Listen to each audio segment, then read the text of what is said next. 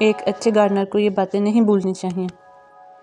پودوں سے زیادہ مٹی کی فکر کریں، اسے زرخیز بنائیں، پودے خوب پھلیں پھولیں گے۔ نمبر 2، انسانوں کی طرح پودے بھی توجہ مانگتے ہیں۔ روزانہ وقت نکال کر کم از کم آدھا گھنٹہ اپنے گارڈن میں موجود رہا کریں۔ 3، ملچنگ کریں، جن کو نہیں پتہ وہ اس طریقہ کو سیکھیں، مٹی نرم رہے گی اور پانی کی بچت ہوگی۔ نمبر 4، کمپوسٹ اور دیسی کھاد خود تیار کریں کیونکہ فطرت پودوں کی کوئی چیز ضائع نہیں جانے دیتی۔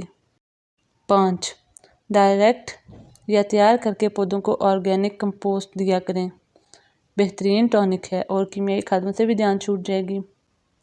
6، زائد سوکھی ہوئی خراب بے پھل اور پھول غیر ضروری ٹہنیاں کاٹتے رہا کریں، اپنے باغیچے کو خوبصورت بنانے کی کوشش کرتے رہا کریں۔ 7، زمین ہے تو کوشش کریں کہ پودوں کو چوڑی کیاریوں میں لگائیں، گملوں میں پودے زیادہ کیئر مانگتے ہیں۔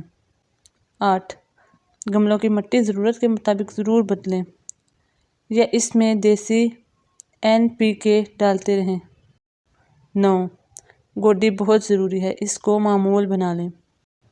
پودوں کو اچھی گروتھ کے لیے نائٹروجن بے حد ضروری ہوتا ہے، اور ہم آسانی کے لیے بازار سے کیمیکل سے بنی کھاد خرید کر ان کو ڈال دیتے ہیں، مگر گھر میں موجود بہترین چیز نالیوں کی نظر کر دیتے ہیں۔ جانوروں کے خون میں بہترین کیمیکل سے پاک نائٹروجن ہوتی ہے۔ جب بھی گوشت یا مچھلی وغیرہ کو گھر لائیں، آدھا گھنٹہ پانی میں بھگو دیں، پھر گوشت کو اچھی طرح مل کر حاصل شدہ پانی اپنے پودوں کو ڈال دیں۔ اور ویڈیو کو اپنے دوست احباب کے ساتھ ضرور شیئر کر دیا کریں تاکہ اوروں کا بھی بھلا ہو۔ اللہ حافظ۔